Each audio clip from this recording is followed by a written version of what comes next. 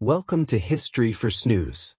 Every page of history carries not only the echoes of battles and kings, but also the quieter, more intimate stories of what people ate, drank, and shared in moments of joy, ritual, and memory. Among these, few tales flow as deeply through time as the story of wine. Tonight, we journey back to the birth of wine, a drink that has been more than just refreshment. From ancient clay jars buried in the soils of the Caucasus, to sacred rituals in Egypt and Greece, wine has always carried with it a sense of mystery, celebration, and connection. It was a symbol of harvest, of community, and sometimes even of the divine. So, as you listen, imagine the crackle of fire under a starlit sky, the clinking of clay cups, and the soft voices of people gathering to share something both ordinary and extraordinary. Before we begin, I invite you to subscribe to the channel. Your presence keeps these quiet journeys alive. And in the comments, let me know where in the world you're listening from. It's a joy to see how far these stories travel. Now, rest easy, and let us wander together through the vineyards of history, where the birth of wine was not just a discovery, but the beginning of a tradition that still flows through human life today. Wine stands as one of humanity's oldest and most enduring cultural achievements, a liquid chronicle of civilization itself. From its humble origins as accidentally fermented grape juice to its current status as a sophisticated global industry worth hundreds of billions of dollars, wine has woven itself into the very fabric of human society. This comprehensive exploration traces the remarkable journey of wine through more than 8 millennia of human history, revealing how this fermented beverage has shaped cultures, economies, religions, and social structures across the globe. The story of wine is fundamentally the story of human ingenuity, perseverance, and the eternal quest for beauty and transcendence. It is a tale that spans continents and centuries, encompassing ancient civilizations and modern nations, sacred rituals and secular celebrations, royal courts and peasant tables. Wine has been simultaneously a staple food, a sacred offering, a trade commodity, a diplomatic gift, and an artistic expression. Its history reflects broader themes of human development, the transition from hunter-gatherer societies to agricultural communities, the rise and fall of empires, the spread of religions, the expansion of trade networks, and the advancement of science and technology. The birth of wine cannot be pinpointed to a single moment or location, but rather emerged from a confluence of factors that aligned during the Neolithic period. The domestication of the wild Eurasian grapevine, Vitis vinifera, the development of pottery for storage, the establishment of permanent settlements, and the accumulation of knowledge about fermentation all contributed to wine's emergence as a significant cultural force. What began as a happy accident, the natural fermentation of crushed grapes, gradually evolved into a sophisticated craft that would influence the course of human civilization. Archaeological evidence suggests that the earliest intentional winemaking occurred in the region that is now Georgia, Armenia, and eastern Turkey around 6000 BCE, though some evidence points to even earlier dates. From these mountainous origins, viticulture and winemaking spread throughout the ancient world, adapting to different climates, cultures, and technological capabilities. Each civilization that embraced wine left its unique mark on its production, consumption, and cultural significance. The Mediterranean basin became wine's primary stage, where successive civilizations, Mesopotamian, Egyptian, Greek, and Roman, refined winemaking techniques and elevated wine from a simple agricultural product to a cornerstone of cultural identity. The Greeks transformed wine from sustenance into philosophy, while the Romans engineered its production and distribution on an unprecedented scale. Medieval monasteries preserved and advanced winemaking knowledge through the Dark Ages, setting the foundation for the regional wine cultures that define much of Europe today. The age of exploration carried European vines to new continents, where they encountered different soils, climates, and cultures, creating entirely new wine traditions. The Industrial Revolution brought scientific understanding to winemaking, while the modern era has seen wine become a truly global phenomenon, with quality production occurring on every inhabited continent. This history reveals wine as more than an alcoholic beverage. It is a cultural artifact that reflects the values, technologies, and aspirations of the societies that produce it. Wine's story is ultimately humanity's story, told through the lens of our relationship with the land, our mastery of natural processes, and our endless capacity for creating beauty from simplicity. The birth of wine predates recorded history, emerging from the mists of prehistory during humanity's transition from nomadic hunter-gatherers to settled agricultural communities. Understanding wine's origins requires examining the intersection of botanical evolution, human migration patterns, and the development of early civilizations in the regions where wild grapes naturally occurred. The wild ancestor of the modern wine grape, Vitis vinifera sylvestris, evolved millions of years ago across a vast region stretching from the Atlantic coasts of Europe to the mountains of Central Asia. These wild vines produced small, intensely flavored grapes that were gathered by early humans as a seasonal food source. The transformation from wild grape gathering to intentional cultivation and fermentation represents one of humanity's earliest biotechnological achievements. Archaeological evidence increasingly points to the Caucasus region, encompassing modern-day Georgia, Armenia, and eastern Turkey, as the birthplace of wine. This mountainous region, where Europe meets Asia, provided the ideal conditions for both wild grapevines and early human settlements. The area's diverse microclimates, from Mediterranean-like valleys to alpine slopes, created natural laboratories where different grape varieties could evolve and where early humans could experiment with preservation techniques.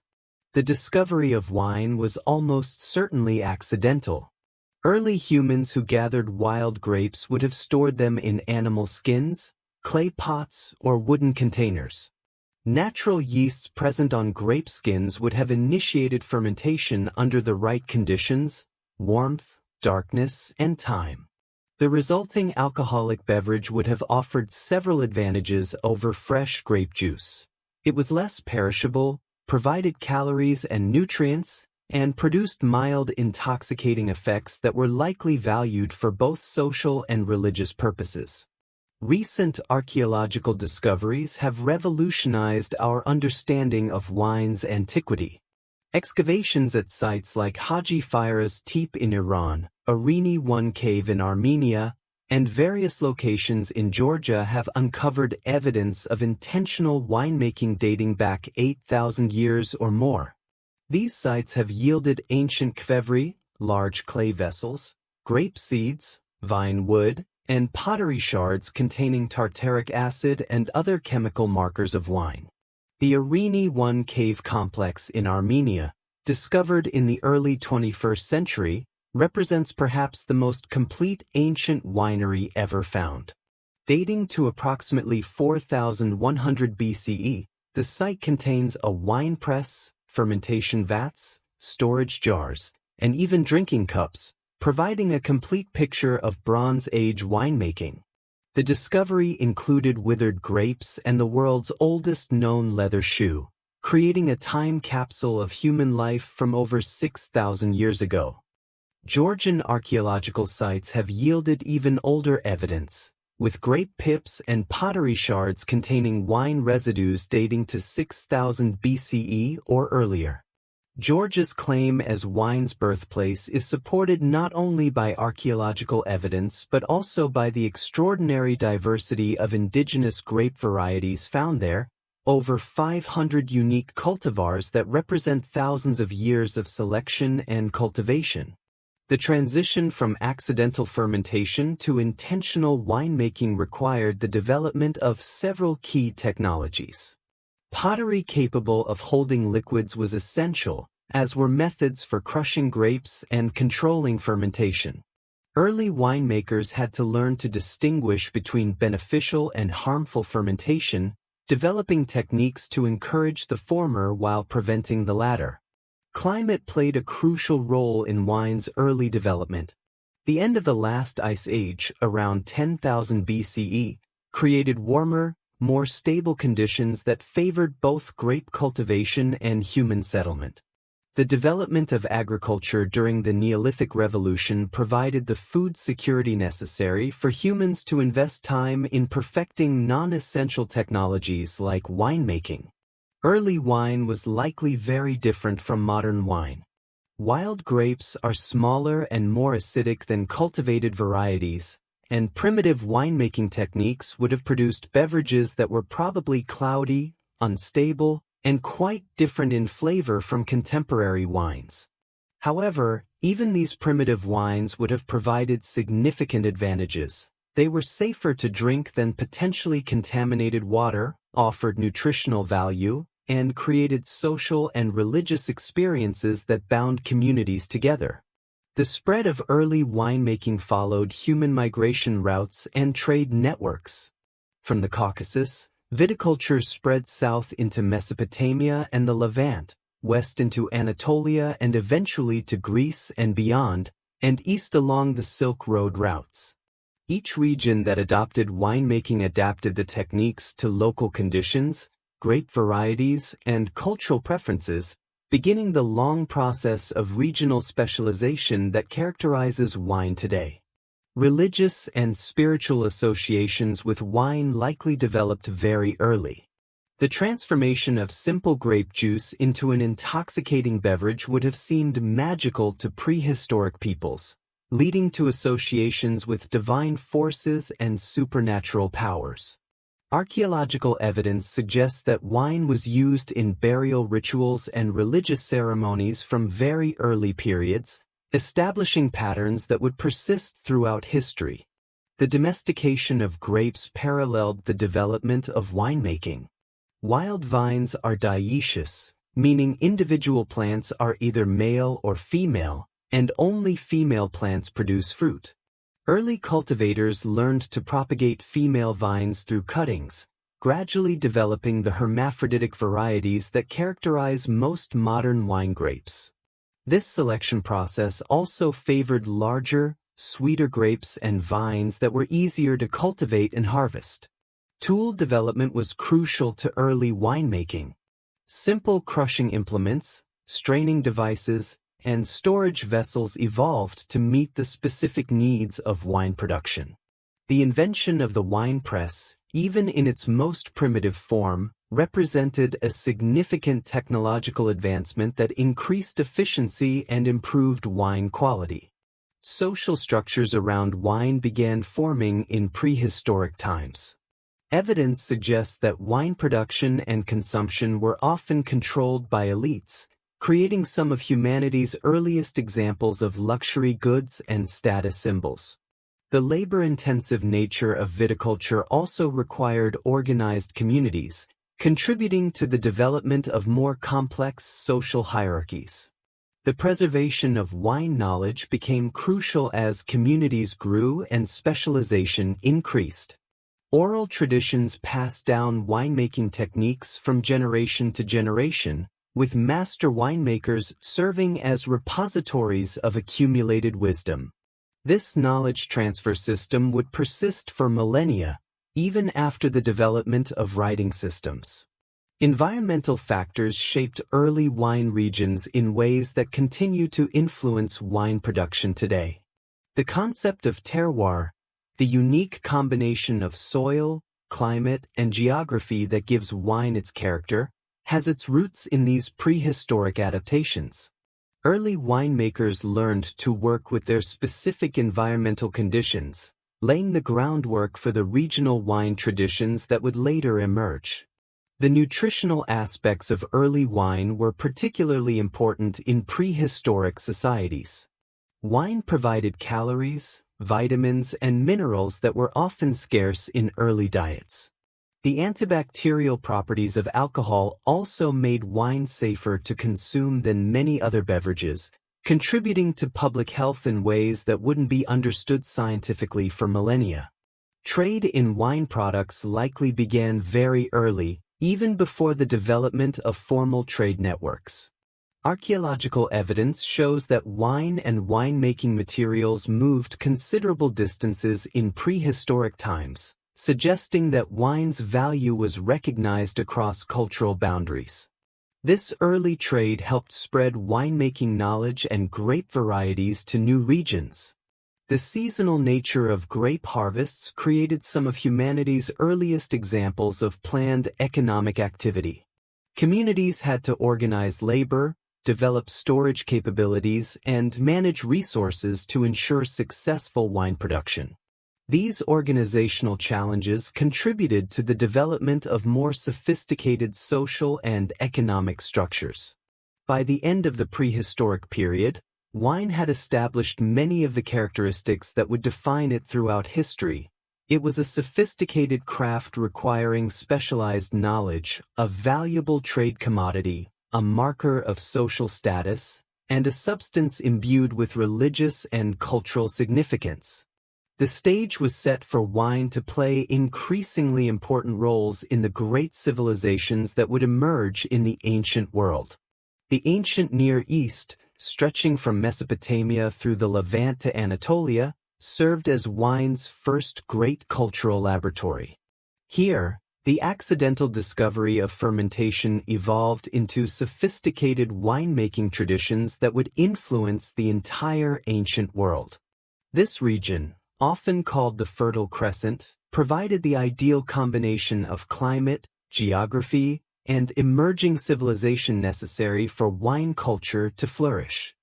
Mesopotamia, the land between the Tigris and Euphrates rivers, represents one of humanity's first experiments in urban civilization and organized agriculture. The Sumerians, who established the world's first cities around 3500 BCE, inherited winemaking knowledge from their prehistoric predecessors and elevated it to new levels of sophistication. Cuneiform tablets from ancient Mesopotamian cities provide some of our earliest written records of wine production, trade, and consumption. The Epic of Gilgamesh, one of humanity's oldest literary works, contains references to wine that reveal its cultural significance in Mesopotamian society. Wine appears as both a civilizing force and a source of wisdom, themes that would resonate throughout wine's subsequent history. The epic describes wine as a gift that separates humans from beasts, establishing a conceptual framework that would influence thinking about wine for millennia. Sumerian and later Babylonian administrative records reveal sophisticated wine economies. Clay tablets detail vineyard management, harvest procedures, and wine distribution systems. The Code of Hammurabi, one of the world's first legal codes, includes specific regulations governing wine trade, establishing penalties for fraud and ensuring quality standards. These laws demonstrate that wine had become sufficiently important to Mesopotamian society to warrant legal protection. The technological innovations of Mesopotamian winemakers were considerable. They developed improved pottery techniques that produced vessels better suited for wine storage and transport.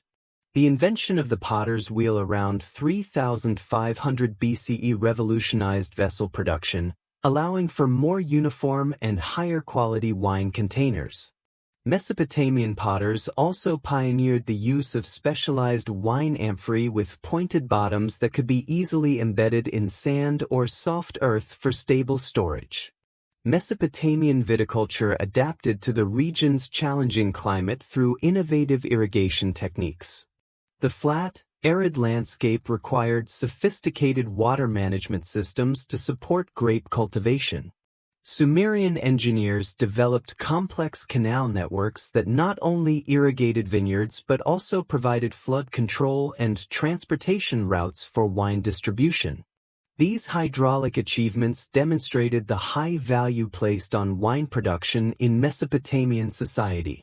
The religious significance of wine in Mesopotamian culture was profound. The goddess Justinana was specifically associated with wine and the vine, while other deities were regularly honored with wine offerings. Temple complexes often included specialized areas for wine storage and production, indicating that religious institutions played important roles in maintaining wine culture.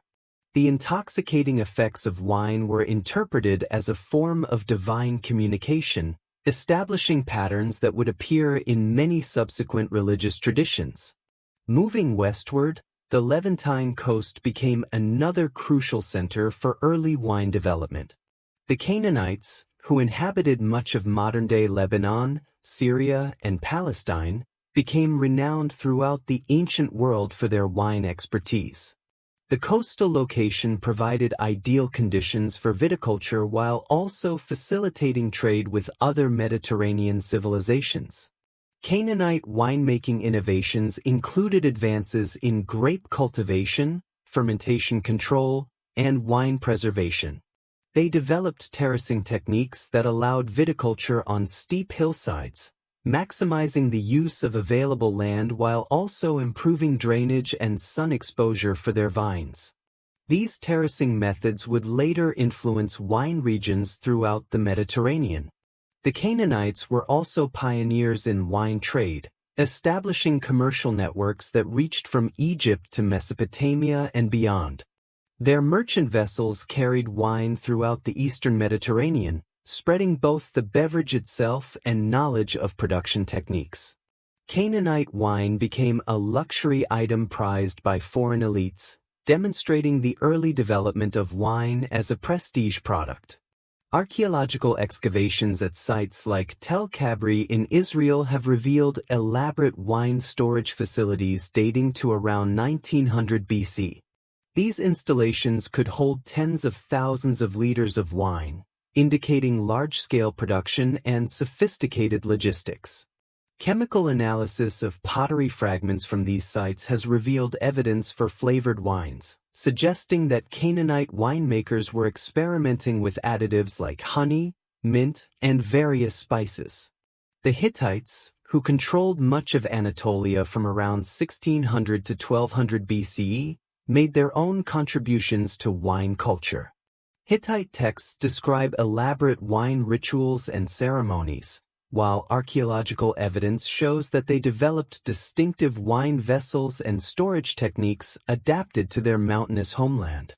The Hittite capital of Hattusa contained numerous wine storage facilities, indicating that wine played important roles in both religious and secular life.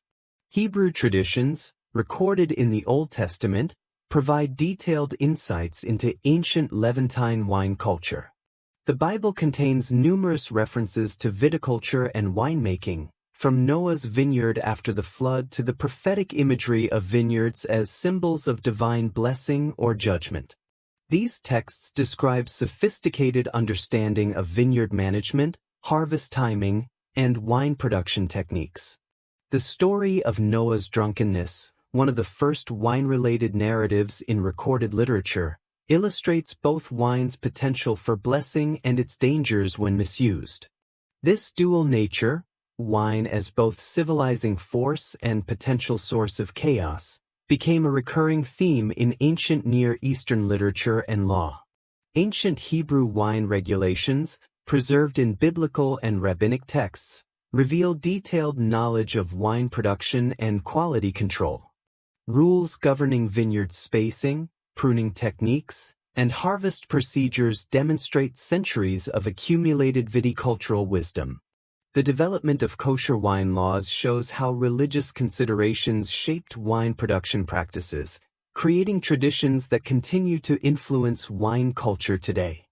The Phoenicians, inheritors of Canaanite maritime traditions, became the ancient world's premier wine traders. Operating from coastal cities like Tyre, Sidon, and Byblos, Phoenician merchants established trade networks that stretched from the Atlantic coasts of Spain and Morocco to the eastern shores of the Mediterranean. They carried wine to markets throughout the known world while also transplanting vine cuttings to establish new wine regions. Phoenician innovations in wine transport included the development of specialized merchant vessels with dedicated wine storage areas. They pioneered the use of pitchline containers that better preserved wine during long sea voyages, enabling the first truly international wine trade. Phoenician wine amphorae have been found throughout the Mediterranean, testifying to the reach of their commercial networks. The technological legacy of ancient Near Eastern winemaking was substantial. These early civilizations developed most of the basic techniques that would define winemaking for millennia: controlled fermentation, wine pressing, clarification, blending, and aging. They established the fundamental understanding that wine quality depended on grape variety, growing conditions, and production methods.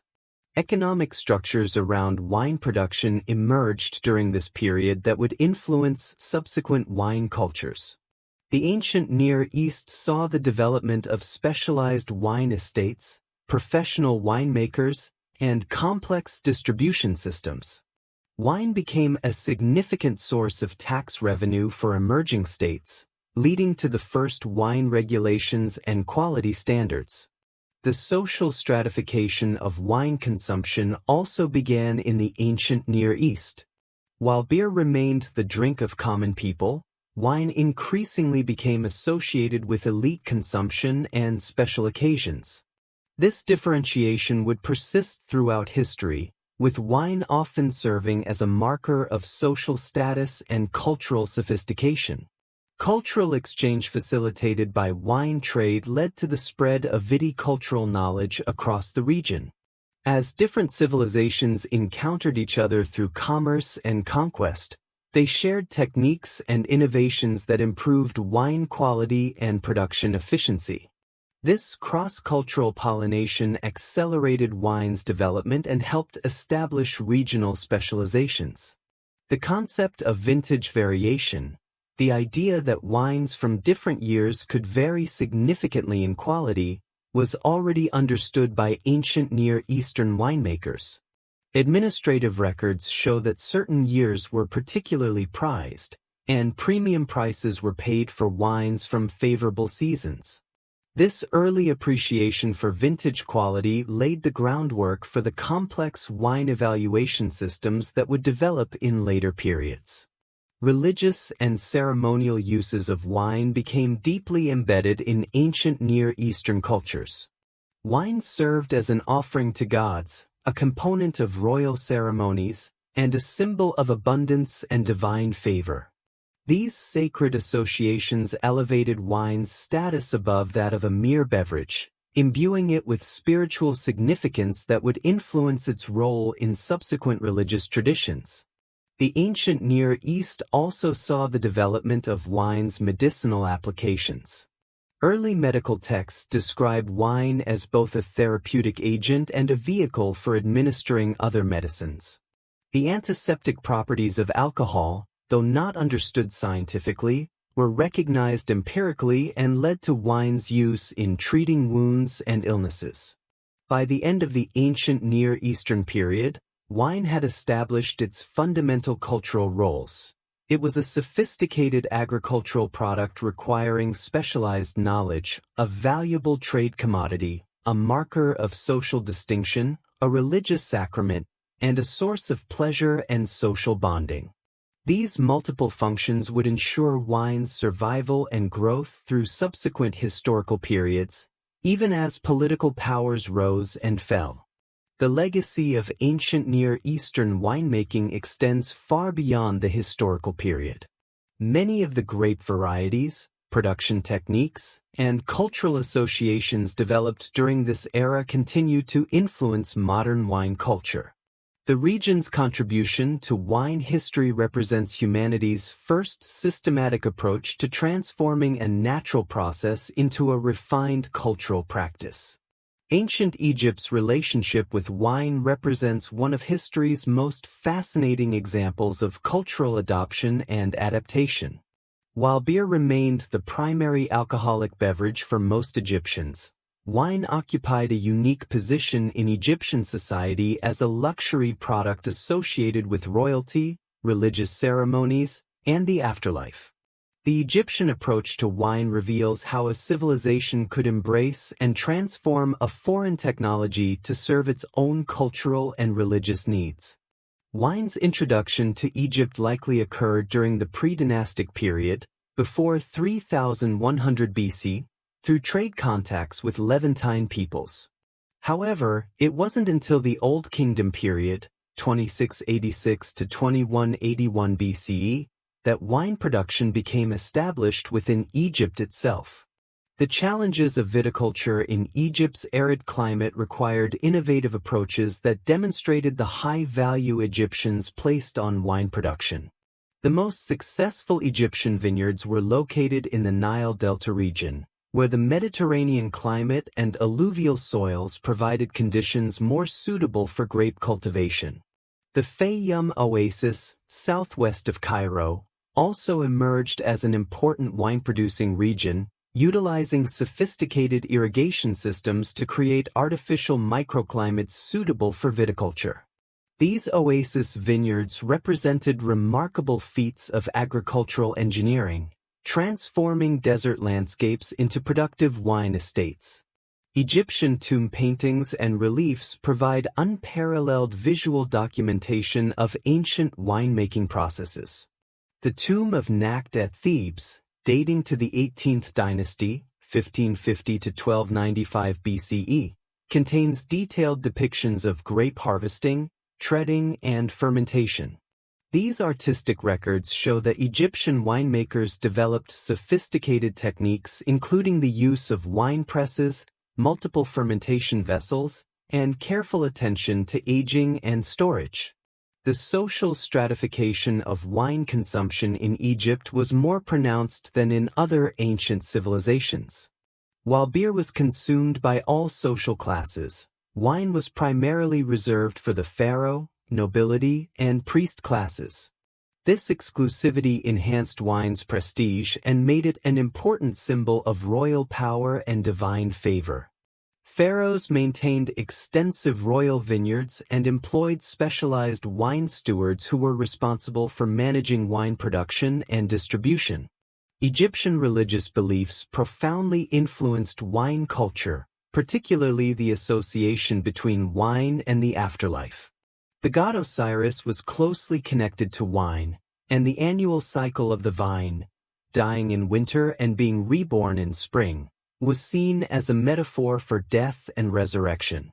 This religious significance led to wine being included in burial goods, ensuring that the deceased would have access to this divine beverage in the afterlife. The tomb of Tutankhamun, discovered nearly intact in 1922, contained 26 wine jars, many still sealed and labeled with vintage information, vineyard locations, and winemaker names. These labels represent some of the world's oldest wine vintage records, demonstrating that Egyptians had developed sophisticated systems for tracking wine provenance and quality. The wines came from various Egyptian regions and even included imported varieties, showing the extent of royal wine collections. Egyptian winemaking technology advanced considerably during the New Kingdom period, 1550 to 1077 BCE. Innovations included improved pressing techniques, the use of straining cloths to clarify wine, and the development of specialized storage facilities that maintained consistent temperatures. Egyptian wine cellars, carved into rock or built underground, demonstrated understanding of the importance of environmental control for wine preservation. The famous wine gardens of Ramesses II at Pyrmis represented the pinnacle of Egyptian viticulture. These royal estates combined practical wine production with elaborate decorative gardens that served as settings for court ceremonies and entertainment. The integration of viticulture with landscape architecture became a model that would influence elite wine culture in subsequent civilizations. Egyptian wine trade networks extended throughout the Mediterranean and beyond. Wine amphorae bearing Egyptian markings have been found in archaeological sites across the eastern Mediterranean, while Egyptian texts describe wine imports from Syria, Palestine, and even more distant regions. This international wine trade contributed to cultural exchange and the spread of winemaking knowledge. The role of women in Egyptian wine culture deserves particular attention. Unlike many ancient societies where wine production was primarily male-dominated, Egyptian tomb paintings frequently depict women participating in all aspects of winemaking, from harvest to fermentation. Some of the most skilled wine stewards mentioned in Egyptian texts were women, indicating that wine expertise was not limited by gender in Egyptian society. Egyptian wine vessels evolved into distinctive forms that influenced pottery traditions throughout the Mediterranean. The characteristic Egyptian wine jar, with its narrow neck and pointed bottom, was designed for both practical storage and symbolic purposes. Many wine vessels were decorated with religious imagery or inscriptions that enhanced their ceremonial significance. The medical applications of wine were well developed in Egyptian culture. The Edwin Smith Papyrus and other medical texts describe wine as both a therapeutic agent and a medium for administering other medicines. Egyptian physicians understood that wine could serve as an antiseptic, analgesic, and digestive aid, applications that were integrated into sophisticated medical practices. Egyptian wine rituals became elaborate affairs that combined religious ceremony with social celebration. The festival of drunkenness, dedicated to the goddess Hathor, involved communal wine consumption as a form of religious observance. These festivals served multiple functions. They honored the gods, reinforced social bonds, and provided sanctioned opportunities for behavior that might otherwise be considered inappropriate. The preservation techniques developed by Egyptian winemakers were remarkably advanced. In addition to understanding the importance of excluding air from stored wine, they experimented with various additives that could improve preservation and flavor. Tree resins, spices, and even gold were sometimes added to premium wines, creating products that were as much luxury goods as beverages. Egyptian influence on wine culture extended beyond their borders through diplomatic gift-giving and cultural exchange. Egyptian wines were presented to foreign rulers as diplomatic gifts, helping to establish wine as an international symbol of sophistication and goodwill. The exchange of wine knowledge between Egypt and other civilizations contributed to the rapid spread of improved winemaking techniques throughout the ancient world. The decline of Egyptian wine culture began during the late period, 664 to 332 BCE, as political instability and foreign invasions disrupted traditional production systems. However, the legacy of Egyptian contributions to wine culture, including advances in production technology, storage techniques, and the elevation of wine to ceremonial and symbolic significance, continued to influence wine development throughout the Mediterranean region. The integration of wine into Egyptian funerary practices created some of the best-preserved examples of ancient wine culture. The dry Egyptian climate and the practice of sealing tombs have preserved wine vessels, residues, and documentation that provide unique insights into ancient winemaking. These archaeological treasures continue to yield new information about early wine production and its cultural significance. Egyptian artists' attention to detail in depicting wine-related activities has provided modern scholars with invaluable information about ancient techniques. The precision with which tomb painters recorded every step of the winemaking process suggests that these activities were considered worthy of divine attention and eternal preservation. This artistic legacy serves as a bridge connecting modern wine culture with its ancient origins. The ancient Greeks fundamentally transformed wine from a luxury beverage into a cornerstone of civilization itself. Under Greek influence, wine evolved from simple fermented grape juice into a sophisticated cultural institution that encompassed philosophy, religion, literature, medicine, and social organization.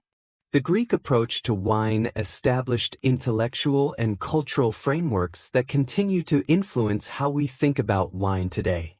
Greek wine culture emerged around 2000 BCE as Mycenaean civilization developed on the Greek mainland and islands. The Mycenaeans inherited viticultural knowledge from earlier civilizations while adapting it to the unique conditions of the Aegean region. The geography of Greece, with its mountainous terrain, numerous islands, and Mediterranean climate, proved ideal for grape cultivation and led to the development of numerous distinct wine regions. The collapse of Mycenaean civilization around 1200 BCE was followed by the Greek Dark Ages, during which much written knowledge was lost. However, wine culture survived through oral traditions and continued practice, emerging stronger during the Archaic period, 800 to 480 BCE. When Greek civilization began its remarkable florescence. Homer's epic poems, the Iliad and Odyssey, composed during the 8th century BCE, provide crucial insights into early Greek wine culture. Wine appears throughout these works not merely as a beverage but as a symbol of civilization, hospitality, and divine favor. The famous episode of Odysseus using wine to intoxicate the Cyclops Polyphemus demonstrates wine's power as both a social lubricant and a strategic tool. Homer's detailed descriptions of wine mixing, serving rituals, and social protocols established literary models that would influence European culture for millennia. The Greeks developed the symposium, perhaps history's most influential wine-centered social institution. These gatherings, limited to adult male citizens, combined wine consumption with intellectual discourse, creating a unique forum for philosophical, political, and artistic exchange. The symposium was governed by elaborate rules and rituals that regulated wine consumption to maintain the delicate balance between inspiration and intoxication. The symposium's influence on Western intellectual tradition cannot be overstated. Plato's philosophical dialogues are set in symposium contexts, where wine-enhanced conversation leads to profound insights about truth, beauty, and justice. The tradition of combining wine with serious intellectual discourse, established in Greek symposia, continues to influence academic and cultural institutions today. Greek viticulture made significant technological advances that improved both grape growing and wine production. They developed sophisticated pruning techniques that increased grape quality while maintaining vine health. Greek vintners pioneered the practice of vine training, using stakes and trellises to optimize sun exposure and air circulation. These innovations increased both yield and quality, making Greek wines competitive in international markets. The Greeks also revolutionized wine production through improved fermentation and storage techniques. They developed the use of pitch to seal wine vessels, preventing oxidation and contamination. Greek winemakers pioneered aging techniques, recognizing that certain wines improved with time and developing storage methods that facilitated controlled aging. The concept of vintage quality became well established in Greek wine culture, with certain years and regions commanding premium prices. Greek pottery innovations specifically designed for wine service influenced dining culture throughout the Mediterranean. The development of the kylix, drinking cup, crater, mixing bowl, and various wine vessels created a sophisticated material culture around wine consumption. These vessels were often decorated with scenes related to wine, viticulture, and Dionysiac festivals, creating artistic traditions that celebrated wine culture. The worship of Dionysus, known as Bacchus to the Romans, represented the most significant religious development in wine history. This deity, associated with wine, fertility, and ecstasy, became central to Greek religious life. Dionysiac festivals combined wine consumption with theatrical performances, religious ceremonies, and community celebrations that reinforced social bonds while providing sanctioned outlets for behavior that challenged normal social constraints. The Great Dionysia Festival in Athens became one of the ancient world's most important cultural events. This week-long celebration combined wine consumption with dramatic competitions that produced the great works of Greek tragedy and comedy. The connection between wine and theatrical arts, established during these festivals, created cultural associations that persist today. Greek medical theory significantly advanced understanding of wine's physiological effects. Hippocrates, the father of Western medicine, wrote extensively about wine's therapeutic properties while also warning about the dangers of excessive consumption. Greek physicians developed sophisticated theories about wine's interaction with human temperament and health, creating medical frameworks that would influence European medicine for centuries. The Greek concept of moderation, embodied in the phrase, "nothing in excess," profoundly shaped wine culture. Greeks developed elaborate social mechanisms for controlling wine consumption, including the practice of diluting wine with water and the appointment of symposium leaders who regulated drinking. This emphasis on controlled consumption contrasted with cultures that viewed extreme intoxication as desirable, establishing wine as a civilizing rather than destructive force. Greek colonization spread wine culture throughout the Mediterranean and Black Sea regions. As Greek settlers established colonies from the coasts of Spain to the shores of the Black Sea, they carried vines and winemaking knowledge with them. Many of today's major wine regions, including those in southern France, Italy, and the Black Sea coast, trace their viticultural origins to Greek colonization. The Greeks developed wine classification systems that recognized regional and stylistic differences. They distinguished between wines from different islands and regions, developing preferences that reflected sophisticated understanding of terroir. Wines from Chios, Lesbos, and other Greek islands became renowned throughout the ancient world, establishing the first truly international wine brands. Greek wine trade became a significant economic force, with wine serving as both export commodity and diplomatic tool. Greek merchants established trading posts throughout the Mediterranean, many of which were specifically designed to facilitate wine commerce. The standardization of wine measures and the development of commercial law governing wine trade created frameworks that facilitated international commerce. The philosophical implications of wine consumption became a central concern in Greek thought. Philosophers debated wine's role in achieving happiness, wisdom, and virtue. Some, like the moderate wing of the Academy, viewed wine as an aid to philosophical contemplation when consumed responsibly. Others, like some Stoics, were more skeptical of wine's value, arguing that it could impede rational thought. Greek literature established wine as a fundamental literary symbol and metaphor. From Homer's detailed descriptions of wine serving to the wine-soaked comedies of Aristophanes, Greek authors created a rich literary tradition that used wine to explore themes of civilization, mortality, divine favor, and human nature. These literary works established symbolic associations that continue to influence how wine is portrayed in literature and culture. The Greek legacy in wine culture extended far beyond production and consumption techniques.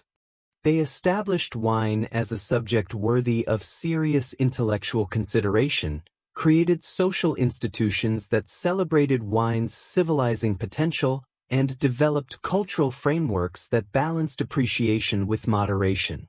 The Greek approach to wine as both physical substance and cultural symbol would profoundly influence all subsequent wine cultures, establishing patterns that persist in contemporary wine culture. Greek scientific inquiry into wine laid the foundations for rational winemaking. While still limited by the lack of modern scientific knowledge, Greek thinkers began to investigate the natural processes underlying fermentation and wine production. This empirical approach would eventually lead to the scientific revolution in winemaking that occurred much later in history. The Roman Empire's approach to wine represented the ancient world's most comprehensive and systematic development of viticulture and wine culture.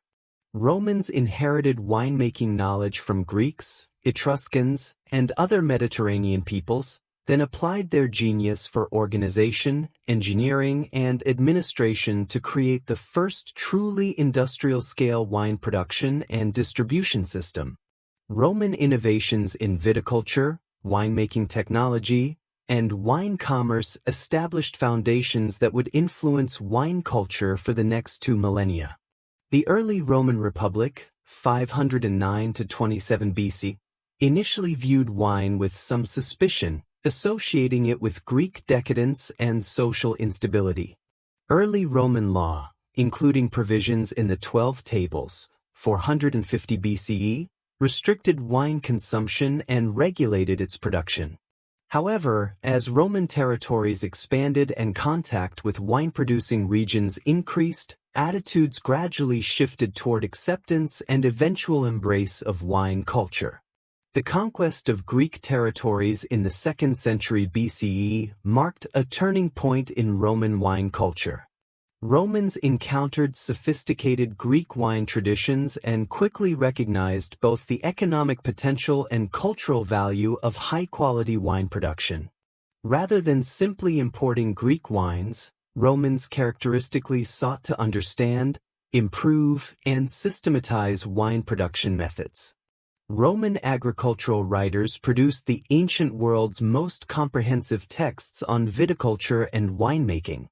Columella's De Re Rustica, circa 60 CE, devoted extensive sections to vine cultivation, winemaking techniques, and vineyard management. His work, along with texts by Cato the Elder, Varro, and Pliny the Elder, created the first systematic literature on wine production, covering everything from soil preparation and vine selection to fermentation control and wine storage. These Roman agricultural treatises revealed sophisticated understanding of viticultural principles that wouldn't be scientifically explained until the modern era. Roman writers described the importance of vineyard orientation, drainage, pruning timing, and harvest decisions with remarkable precision. They understood that wine quality depended on matching grape varieties to appropriate growing conditions, a concept that anticipated modern terroir theory by nearly 2 millennia. Roman engineering capabilities revolutionized wine production technology. The development of improved wine presses, including lever and screw mechanisms, dramatically increased pressing efficiency and wine yield. Roman engineers designed elaborate fermentation facilities with multiple vessels, temperature control systems, and sophisticated drainage networks. These installations represented the ancient world's most advanced winemaking technology. The Roman villa system became the model for large-scale wine production that would influence European agriculture for centuries. Roman wine estates combined residential quarters, production facilities, and worker housing in integrated complexes designed for maximum efficiency. The Villa of the Papyri at Herculaneum and similar establishments demonstrated how Romans integrated wine production with luxurious living, creating environments where wine culture could flourish. Roman viticulture expanded throughout the empire, establishing wine regions that remain important today.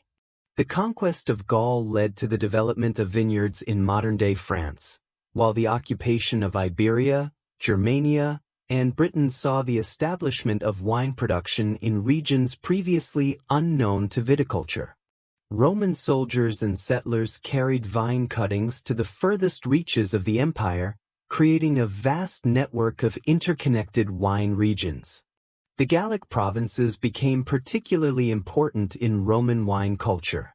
The establishment of vineyards in the Rhone Valley, Burgundy, and Bordeaux regions created wine production centers that would eventually surpass even Italian regions in reputation and quality. Roman investment in Gallic viticulture included major infrastructure projects, roads for transport, aqueducts for irrigation, and storage facilities for aging and distribution. Roman wine classification systems became the ancient world's most sophisticated. They distinguished between wines based on grape variety, production region, vintage year, and production method. Premium categories like Falernian, Cacuban, and Chian wines commanded high prices and were sought after throughout the empire. This classification system established the concept of wine hierarchy that continues to influence wine evaluation today. The Roman approach to wine aging represented a major advancement in wine technology. Romans discovered that certain wines improved significantly with extended aging and developed storage systems that could preserve wines for decades. The famous Opimian vintage of 121 BCE was still being consumed and praised over a century later, demonstrating Roman mastery of long-term wine preservation. Roman innovations in wine transport revolutionized international wine trade. The development of standardized amphorae with consistent capacities and improved sealing systems enabled wine to be shipped safely across vast distances. Roman merchant ships carried wine throughout the Mediterranean and beyond, creating the ancient world's first global wine market. Archaeological evidence shows Roman wines reached India, China, and sub-Saharan Africa. The Roman road system facilitated wine distribution on an unprecedented scale. Major wine regions were connected by highways specifically designed to handle heavy commercial traffic, including wine transport. The Via Flaminia, connecting Rome to northern Italy, and the Via Domitia, linking Italy to Spain through southern France, became crucial arteries for wine commerce. The social functions of wine in Roman society were more complex and varied than in previous civilizations. While maintaining associations with elite culture and religious ceremony, Romans also developed middle-class wine culture that made quality wine accessible to broader segments of society. Taverns, wine shops, and public festivals created diverse contexts for wine consumption that served different social and economic functions. Roman law developed sophisticated regulations governing wine production, trade, and consumption. The Lex Julia de Maritandis Ordinibus included provisions regulating wine consumption by different social classes, while commercial law established standards for wine quality, authenticity, and fair trade practices. These legal frameworks provided stability and consistency that encouraged investment in wine production and trade. The Roman approach to wine and medicine built upon Greek traditions while adding practical innovations. Roman physicians like Galen wrote extensively about wine's therapeutic applications, developing detailed theories about how different wines affected human health. Roman military medicine relied heavily on wine for treating wounds and preventing disease, applications that were validated by practical experience. Roman wine culture also developed the ancient world's most sophisticated appreciation for vintage variation and wine aging. Roman writers described how wines from the same vineyard could vary dramatically between years, and they developed systems for evaluating and ranking different vintages. The Roman understanding of wine as a product that could improve with time led to the development of wine collecting as both investment strategy and aesthetic pursuit. The Roman villa culture created new contexts for wine appreciation that influenced European aristocratic traditions for centuries. Roman country estates became settings for elaborate wine tastings, literary salons, and philosophical discussions that combined intellectual discourse with aesthetic appreciation of wine. These villa traditions established wine as an essential component of cultivated living. Roman religious practices incorporated wine more thoroughly into daily life than previous civilizations. While maintaining special associations with Bacchus and other wine deities, Romans also used wine in household religious observances, ancestor worship, and civic ceremonies. This religious integration made wine a normal part of Roman domestic life rather than reserving it primarily for special occasions. The Roman contribution to wine vocabulary remains evident in modern languages. Latin terms for wine-related concepts form the basis for wine terminology throughout Europe and beyond. Words like vintage, viticulture, vinification, and countless others derive from Roman Latin, demonstrating the lasting influence of Roman wine culture on human language. Roman artistic traditions celebrated wine culture through sculpture, painting, and decorative arts.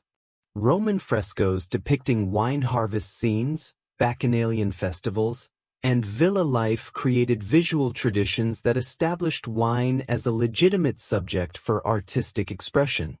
These artistic works influenced Renaissance and later artistic movements that continued to celebrate wine's cultural significance.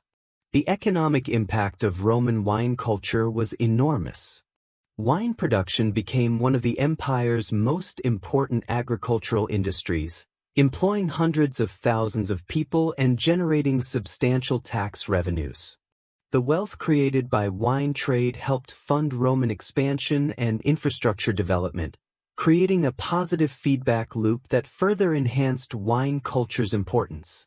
Roman innovations in wine storage and preservation included the development of underground cellars, improved sealing techniques, and the first systematic approaches to wine inventory management.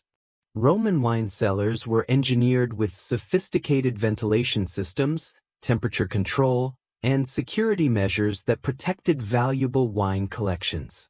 These storage innovations enabled the development of wine as both commodity and collectible.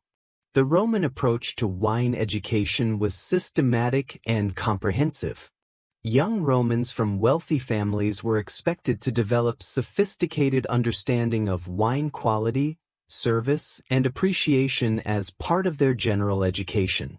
This educational emphasis created generations of knowledgeable wine consumers whose discrimination drove continuous improvements in wine quality.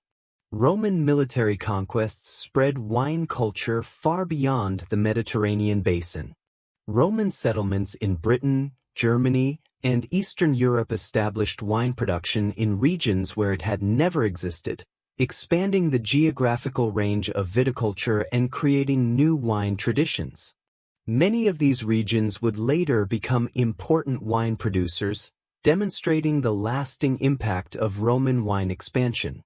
The Roman legacy in wine culture established many of the fundamental concepts that continue to define wine today: the importance of terroir, the value of aging, the connection between wine quality and production methods, and wine's role as both agricultural product and cultural symbol.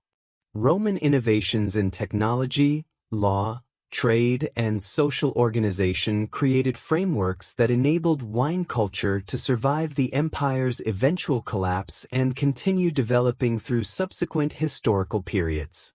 The collapse of the Western Roman Empire in 476 CE ushered in a period traditionally known as the Dark Ages, characterized by political fragmentation, economic decline, and cultural disruption throughout much of Europe. However, this seemingly bleak period proved crucial for wine's survival and development, as Christian monasteries became the primary custodians of viticultural knowledge and wine culture. The monastic preservation of wine traditions during these turbulent centuries ensured continuity between the ancient and medieval worlds while also laying foundations for many of Europe's greatest wine regions. The transition from Roman to post-Roman wine culture was neither immediate nor uniform. In some regions, particularly those less affected by barbarian invasions, Roman viticultural traditions continued with minimal disruption. The Byzantine Empire, centered in Constantinople, maintained sophisticated wine culture that preserved many Roman and Greek traditions while developing new innovations suited to Eastern Mediterranean conditions. However, in Western Europe, the collapse of Roman administrative systems and trade networks severely disrupted wine production and distribution. International connections between monastic houses facilitated the spread of viticultural knowledge across Europe. Monks traveling between monasteries carried not only religious knowledge but also practical information about wine production techniques. This monastic network created an informal but effective system for sharing agricultural innovations across political boundaries. The preservation of wine culture during the Dark Ages also involved maintaining social and cultural traditions associated with wine consumption. Monasteries continued to observe wine-centered feast days and maintained guest houses where travelers could experience traditional wine hospitality. These practices preserved social aspects of wine culture that were equally important to its technical elements. Viking raids and other disruptions during the Dark Ages occasionally threatened monastic wine culture, but the distributed nature of monastic networks provided resilience. Knowledge and traditions preserved in one monastery could be restored to another that had suffered losses, creating a redundant system that ensured wine culture's survival. The emergence of monastic wine commerce marked an important development in medieval economic history. Monasteries began selling surplus wine to support their operations and fund charitable activities. This commercial activity created markets for quality wine and established trade networks that would eventually support the revival of secular wine commerce. By the end of the Dark Ages, monastic institutions had not only preserved ancient wine traditions but had also created new ones adapted to medieval conditions and Christian culture. The systematic, patient approach of monastic viticulture had improved wine quality while establishing production methods that could be sustained over centuries. This monastic legacy would prove crucial as Europe emerged from the Dark Ages and wine culture entered its medieval renaissance. The High Middle Ages, 1000 to 1300 CE, witnessed a dramatic renaissance in European wine culture as political stability returned, populations grew, and trade networks expanded. This period saw the emergence of recognizable regional wine traditions, the development of professional winemaking guilds, and the establishment of international wine commerce on a scale not seen since Roman times. Medieval wine culture combined preserved monastic traditions with renewed secular interest, creating hybrid systems that balanced religious and commercial considerations. The medieval agricultural revolution provided the foundation for wine culture's expansion. Improvements in farming techniques, including the three-field system and better plowing technology, increased agricultural productivity and freed labor for specialized activities like viticulture. The development of the heavy plow and the horse collar enabled cultivation of previously unsuitable lands, expanding the geographical range of potential vineyard sites. Population growth during the High Middle Ages created increased demand for wine while also providing the labor force necessary for expanded viticulture.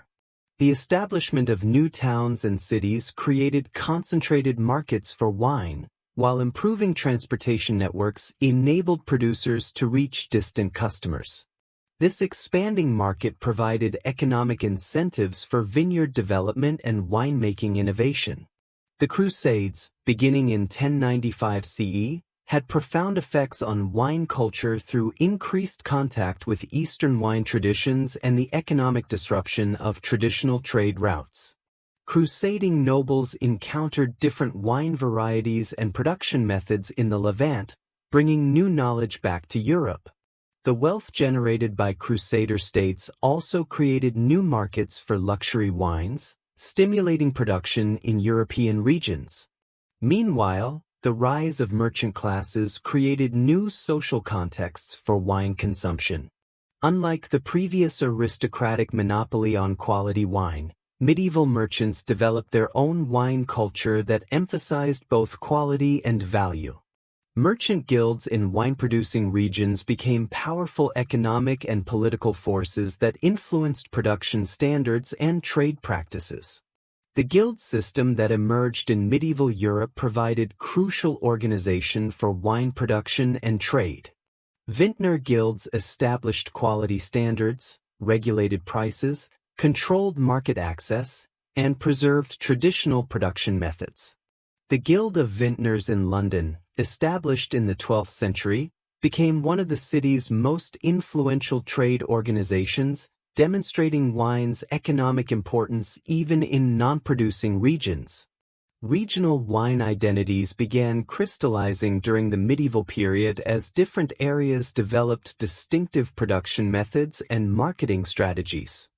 Bordeaux's association with English markets, established through the marriage of Eleanor of Aquitaine to Henry II in 1152, created a wine trade relationship that would influence both regions for centuries.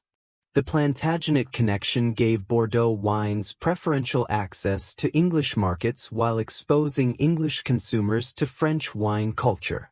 The development of Burgundy as a wine region during the medieval period illustrates how political, religious, and economic factors combined to create lasting wine traditions.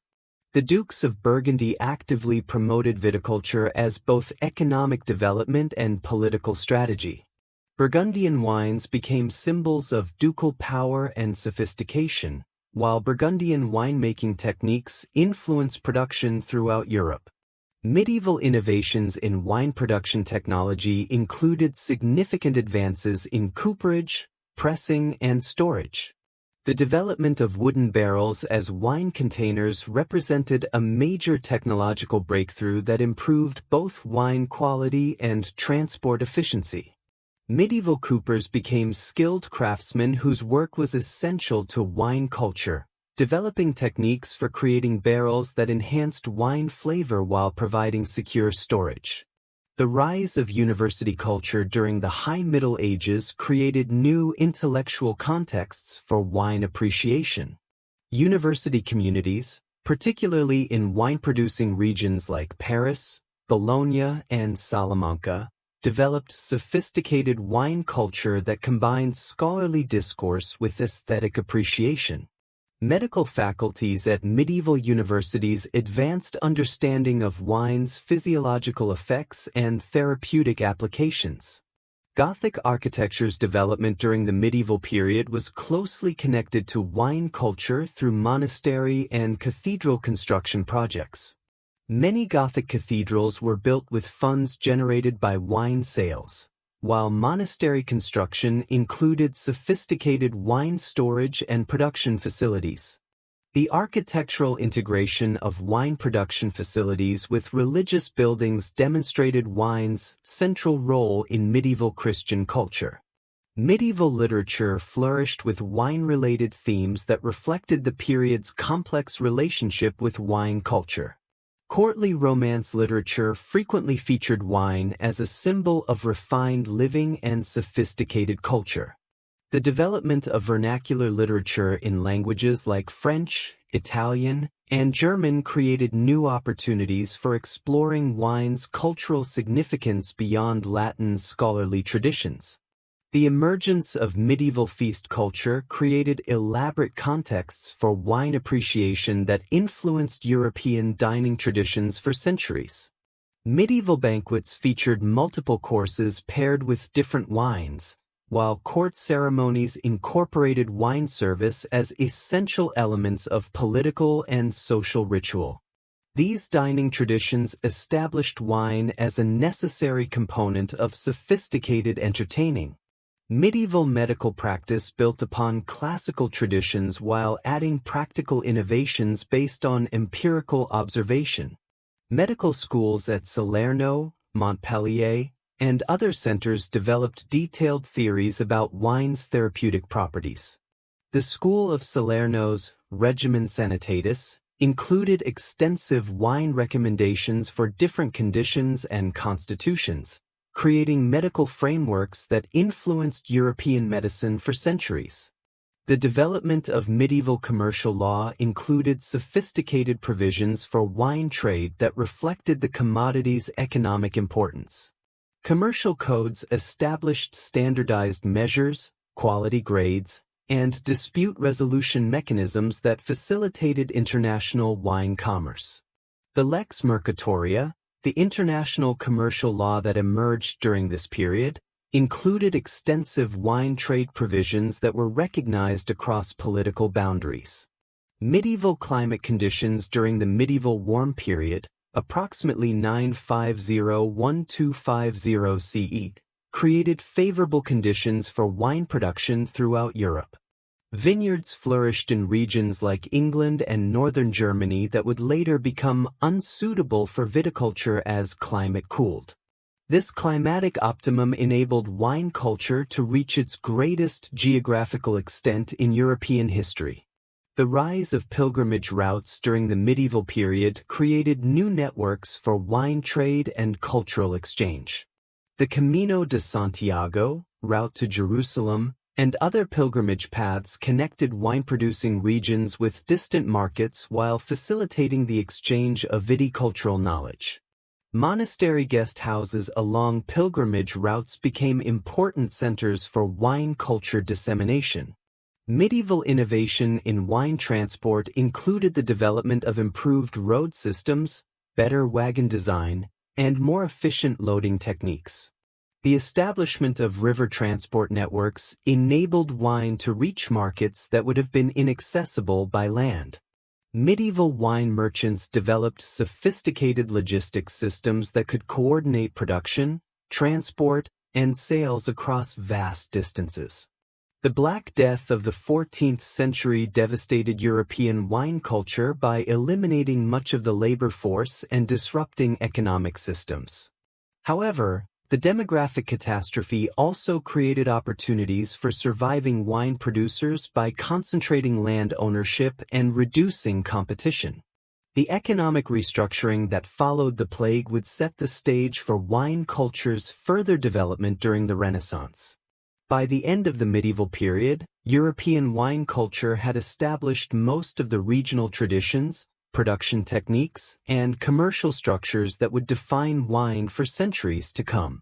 The medieval synthesis of monastic preservation, secular innovation, and international trade created a wine culture that was both deeply rooted in tradition and dynamically adaptable to changing conditions. The Age of Exploration, roughly 1450 to 1650 CE, marked a revolutionary period in wine history as European maritime powers carried viticulture beyond its traditional Mediterranean and European boundaries for the first time. This era of global expansion fundamentally transformed wine from a regional European phenomenon into a worldwide cultural and economic force. The challenges and opportunities of establishing wine culture in completely new environments led to innovations in viticulture, winemaking, and wine trade that would reshape the industry permanently.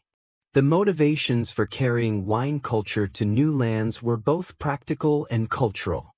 European colonists viewed wine as an essential component of civilized living, making vineyard establishment a priority in new settlements.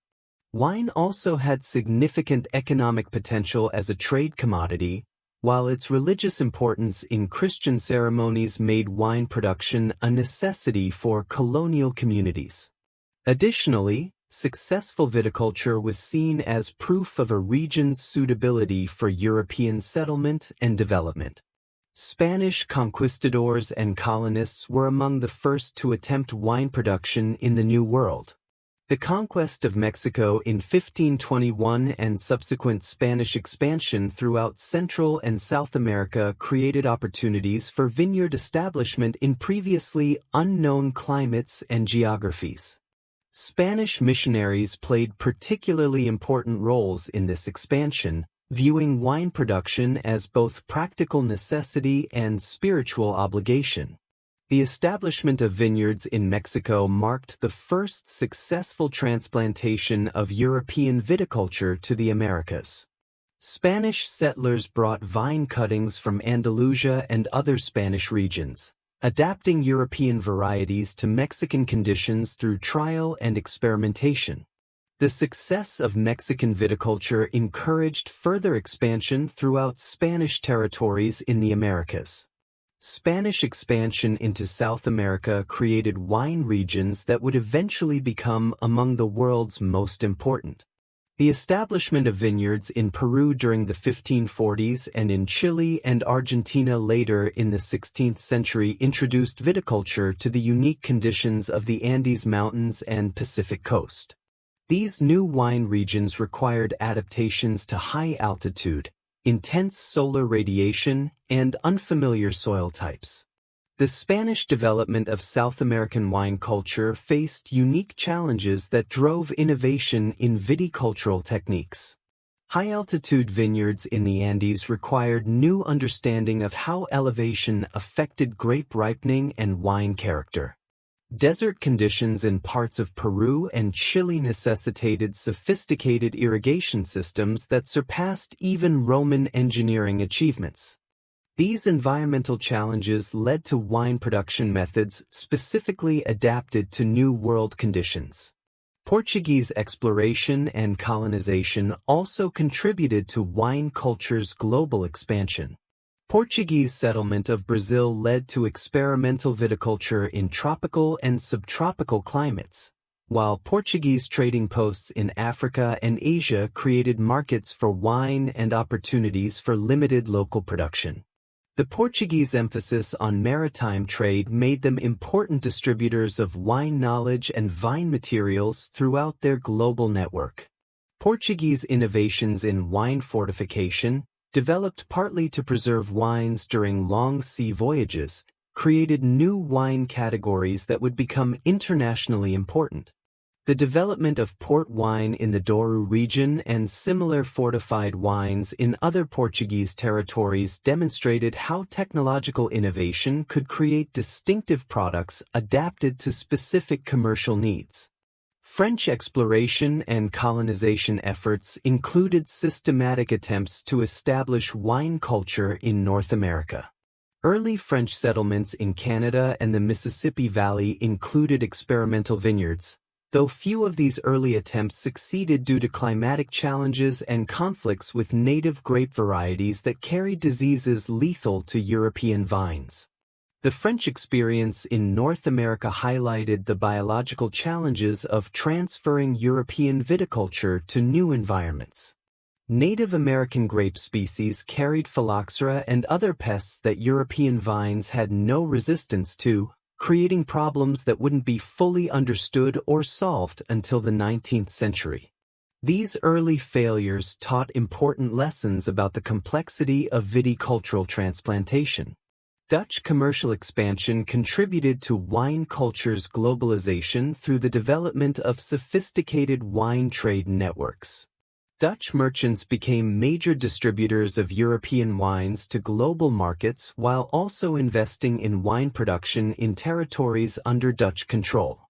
The Dutch East India Company's trading posts created demand for wine throughout Asia and the Pacific. English exploration and colonization efforts included numerous attempts to establish wine production in North America and other territories. The Virginia Company's early efforts to establish viticulture in colonial Virginia reflected English determination to achieve wine self-sufficiency and reduce dependence on imported wines. Though these early attempts largely failed, they established patterns of experimentation that would eventually lead to successful American wine production. The challenges of long-distance wine transport during the Age of Exploration drove innovations in wine preservation and packaging. The development of stronger barrels, better sealing techniques, and improved fortification methods enabled wine to survive ocean voyages that could last months. These transportation challenges also encouraged the development of local wine production in distant colonies. Cultural adaptation of wine traditions in new environments required flexibility and innovation from colonists. European wine customs had to be modified to suit different climates, social structures, and available resources. These adaptations created hybrid wine cultures that combined European traditions with local innovations, laying foundations for distinctive New World wine traditions. The economic impact of wine culture's globalization was substantial. Wine became an important commodity in global trade networks, while vineyard establishment represented significant capital investment in colonial territories. The success or failure of wine production efforts often influenced broader colonial economic development, making viticulture a strategic concern for imperial powers. Scientific knowledge advanced during the Age of Exploration partly through viticultural experimentation in new environments. Colonists' efforts to adapt European grape varieties to American, African, and Asian conditions led to improved understanding of plant adaptation, climate effects, and soil requirements. This empirical knowledge would eventually contribute to more systematic approaches to viticulture. The missionary role in global wine expansion cannot be understated. Catholic and Protestant missionaries viewed wine production as essential for religious practice and worked to establish vineyards wherever they settled. Jesuit missions in South America, Franciscan missions in California, and Protestant settlements in South Africa all included significant viticultural components that preserved and extended wine culture. Indigenous peoples' responses to European viticulture varied widely depending on local conditions and cultural factors. Some Native American and African peoples adopted European wine techniques while maintaining their own fermented beverage traditions. Others resisted European wine culture as part of broader cultural preservation efforts. These interactions created complex hybrid traditions that influenced regional wine development. The Age of Exploration also saw the beginning of systematic wine quality evaluation and classification. As wines from different regions became available in the same markets, consumers and merchants developed comparative frameworks for evaluating quality and value. These early classification systems laid groundwork for more sophisticated wine evaluation methods that would develop in subsequent periods.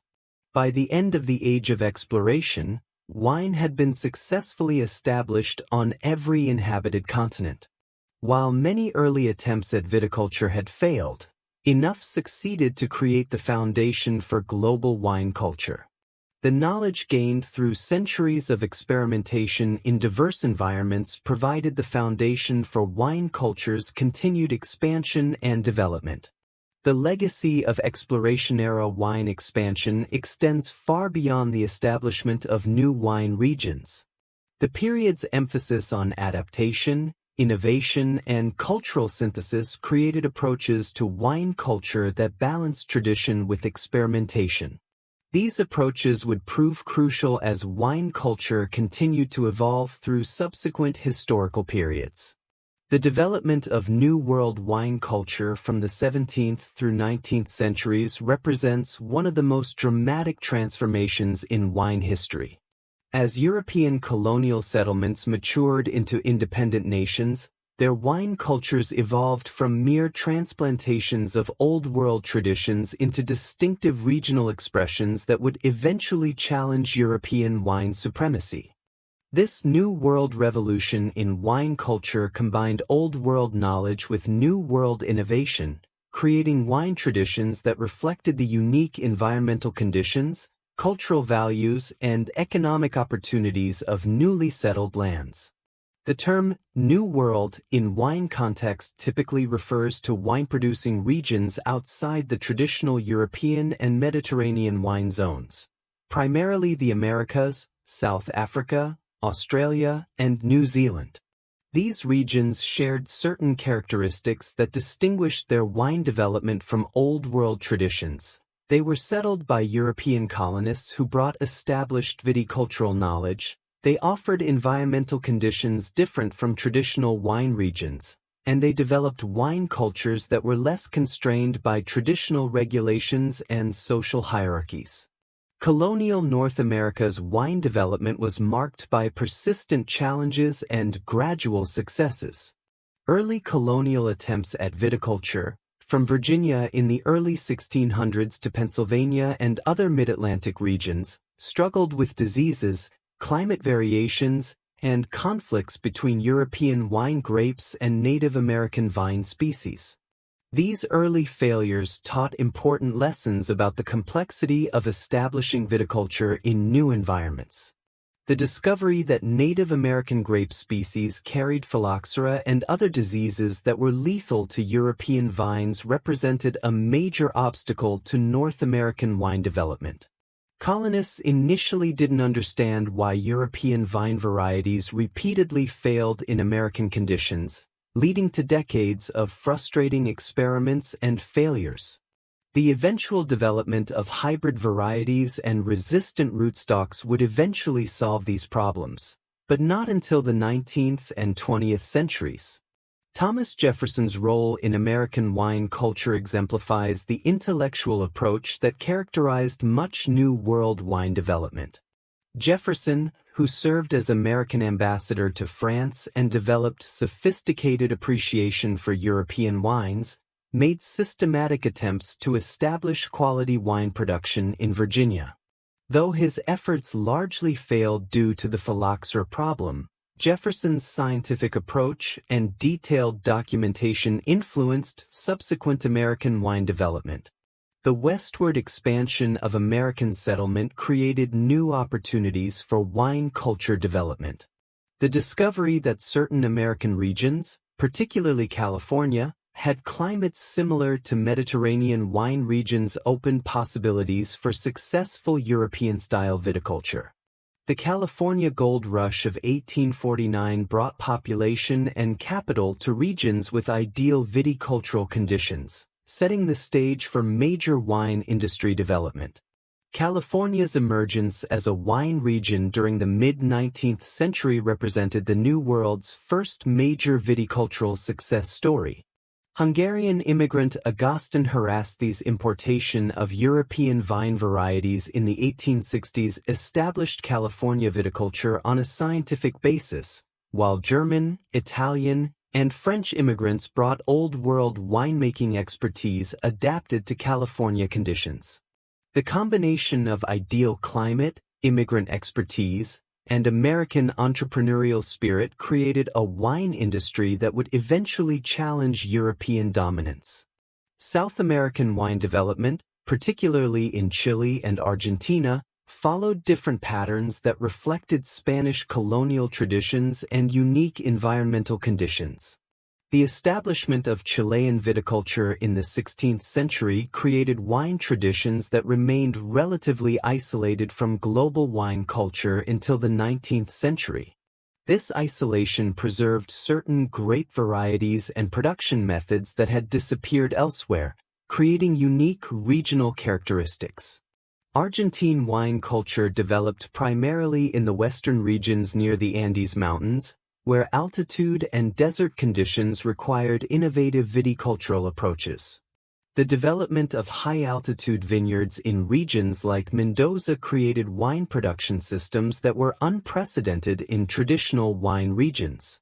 These innovations would eventually influence high-altitude viticulture worldwide. Australian wine culture began with British colonial settlement in the late 18th century. Early Australian wine productions struggled with the challenge of establishing European wine traditions in a completely different hemisphere with reversed seasons and unfamiliar environmental conditions. The success of early Australian wine pioneers like James Busby, who imported numerous European vine varieties in the 1830s, established Australia as a potentially major wine producer. The development of Australian wine regions in areas like the Hunter Valley, Barossa Valley, and Adelaide Hills created wine production systems that combined British commercial approaches with adaptations to Australian environmental conditions. German immigrants to South Australia brought particular expertise in cool climate viticulture that proved crucial for Australian wine development. South African wine culture, established by Dutch colonists in the 17th century, created the first successful wine industry in the Southern Hemisphere. The Cape region's Mediterranean climate proved ideal for viticulture, while the Dutch emphasis on commercial agriculture created wine production systems designed for export markets. The development of distinctive South African wine varieties like Pinot demonstrated how New World wine culture could create innovations impossible within traditional European constraints. New World wine regions faced unique challenges that drove technological and cultural innovations. The absence of traditional European social hierarchies meant that wine culture could develop along more egalitarian lines, though economic inequalities still influenced wine access and appreciation. The lack of established traditions provided freedom for experimentation but also required New World winemakers to develop their own quality standards and cultural practices. The integration of New World wines into global commerce required the development of new marketing and distribution strategies. New World wine producers had to convince consumers accustomed to European wines that distant regions could produce quality products. This challenge led to innovations in wine packaging, branding, and promotion that would eventually influence the entire wine industry. New World wine culture also had to address the question of authenticity and tradition. Without centuries of established practice, New World wine regions had to create their own traditions while also demonstrating respect for Old World knowledge. This tension between innovation and tradition became a defining characteristic of New World wine culture that continues to influence wine development today. The scientific approach that characterized much New World wine development reflected broader Enlightenment influences during the 18th and early 19th centuries. New World wine pioneers often approached viticulture and winemaking as scientific experiments, carefully documenting results and systematically testing different approaches. This empirical methodology would eventually influence wine production worldwide. Labor systems in New World wine regions reflected the social and economic structures of colonial and post-colonial societies. Some regions relied on slave labor, others on indentured servants, and still others on free immigrant workers. These different labor systems influenced wine production methods, social organization around wine, and the cultural meanings associated with wine consumption. The transportation challenges faced by New World wine regions drove innovations in logistics and preservation that benefited the entire wine industry. The need to ship wine across oceans and continents led to improvements in barrel construction, bottle design, and cork technology. These innovations enhanced wine quality and stability while reducing transportation costs. Environmental adaptation in New World wine regions required learning to work with unfamiliar soil types, weather patterns, and growing seasons. This adaptation process led to improved understanding of how environmental factors influenced wine character, contributing to more sophisticated theories about terroir and wine quality. New World experiences with diverse environmental conditions would eventually enhance global understanding of viticulture.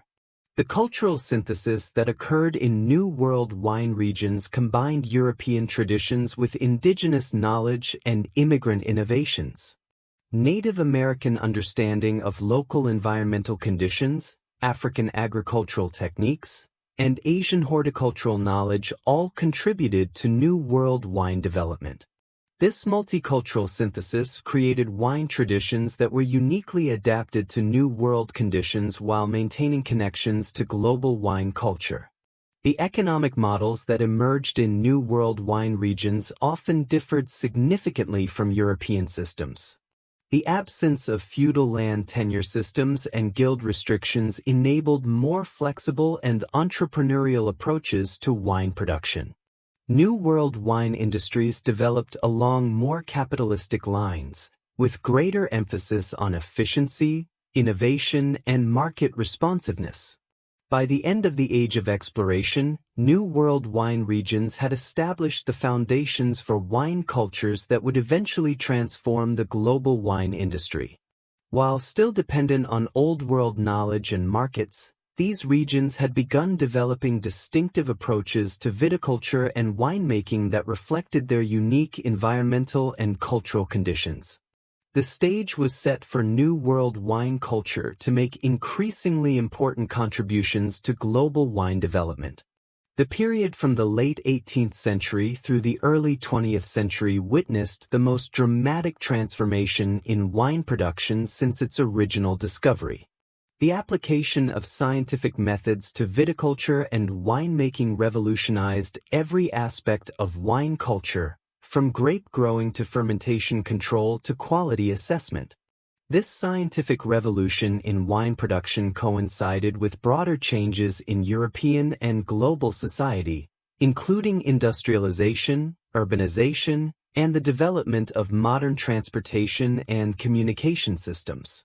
The scientific revolution and Enlightenment thinking that swept Europe during the 17th and 18th centuries gradually influenced wine culture as educated individuals began applying rational, empirical methods to traditional practices. The establishment of agricultural societies and scientific institutions created formal mechanisms for sharing viticultural knowledge and conducting systematic experiments in wine production.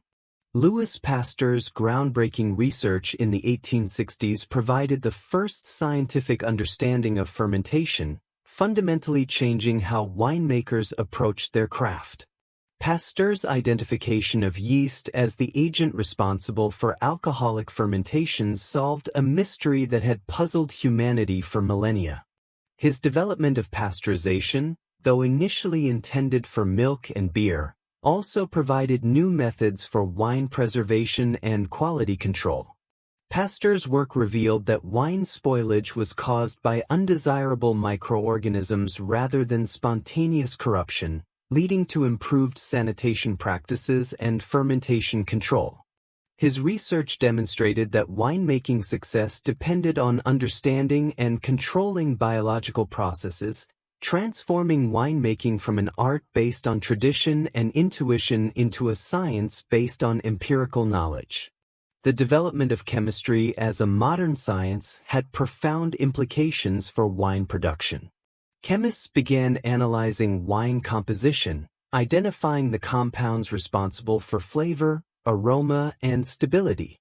This chemical understanding enabled winemakers to make more precise adjustments to their products and develop new techniques for improving wine quality and consistency. The Industrial Revolution's impact on wine culture was multifaceted and transformative. Steam power enabled mechanization of wine production processes that had previously relied entirely on human and animal labor. Steam-powered crushing equipment, mechanical presses, and improved transportation systems increased production efficiency while reducing costs. However, industrialization also raised concerns about wine quality and authenticity that continue to influence wine culture today. Railroad development revolutionized wine distribution by enabling rapid, reliable transport of wine products across vast distances.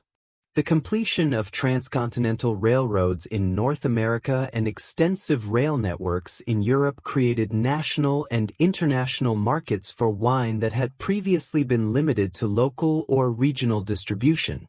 This expanded market access encouraged vineyard development while also intensifying competition between wine regions. The phylloxera crisis of the late 19th century represented the most serious threat to wine culture since its original development.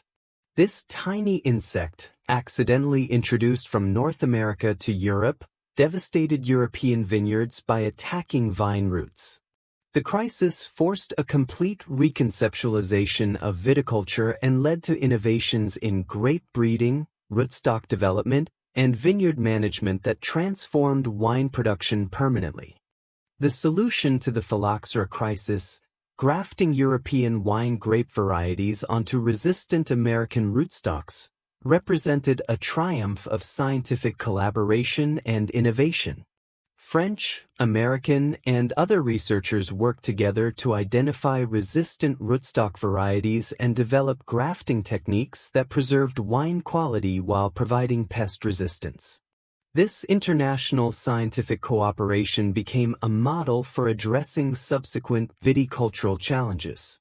The development of controlled fermentation techniques during the 19th century enabled winemakers to produce more consistent products and explore new wine styles. The understanding that different yeast strains produced different flavors and that fermentation temperature affected wine character led to innovations in cellar design and fermentation management. These advances made possible the production of delicate wine styles that had previously been impossible to achieve reliably. The emergence of sparkling wine production as a systematic rather than accidental process illustrates how scientific understanding transformed traditional winemaking. The development of the method champenoise during the 17th and 18th centuries required precise understanding of secondary fermentation, pressure management, and bottle construction. The systematic production of champagne and other sparkling wines demonstrated how scientific principles could be applied to create entirely new wine categories. Advances in glass manufacturing during the Industrial Revolution revolutionized wine packaging and storage. The development of consistent, high-quality bottles enabled better wine preservation while also creating new opportunities for branding and marketing. The standardization of bottle sizes and shapes facilitated wine trade while also influencing consumer perceptions of wine quality and value. Cork production and processing improvements during this period enhanced wine preservation capabilities and enabled longer aging of fine wines. The development of mechanical cork processing and quality grading systems ensured more reliable bottle sealing while reducing wine spoilage. These improvements made possible the development of wine collecting and aging as systematic practices. The establishment of agricultural colleges and research institutions created formal mechanisms for advancing viticultural knowledge. Institutions like the University of California's agricultural programs and European agricultural schools began conducting systematic research into grape growing, wine production, and quality improvement. This academic approach to wine production elevated viticulture from traditional craft to scientific discipline. Wine journalism and criticism emerged during this period as educated consumers sought guidance in navigating increasingly complex wine markets. Wine writers began developing systematic approaches to wine evaluation and description, creating vocabularies and scoring systems that helped consumers understand wine quality and characteristics. This critical tradition established wine as a legitimate subject for serious aesthetic consideration. The development of wine competitions and exhibitions provided new mechanisms for quality recognition and market development. International exhibitions like the London International Exhibition of 1862 and the Paris Exposition of 1867 showcased wines from around the world, facilitating comparison and competition between different wine regions. These events helped establish international reputations for emerging wine regions while also promoting innovation and quality improvement. Chemical analysis of wine became increasingly sophisticated during the 19th century, enabling precise measurement of alcohol content, acidity, sugar levels, and other quality parameters. This analytical capability allowed winemakers to make more informed decisions about production methods while also providing objective measures of wine quality for commercial purposes. The understanding of wine aging processes advanced significantly during this period through systematic observation and experimentation. Winemakers began to understand how different storage conditions affected wine development and learned to create optimal aging environments. The development of purpose-built wine cellars with controlled temperature and humidity marked the beginning of modern wine storage systems. Viticulture science made major advances in understanding how soil, climate, and vine management affected grape and wine quality. The systematic study of different soil types, microclimate variations, and pruning techniques enabled more precise matching of grape varieties to growing conditions.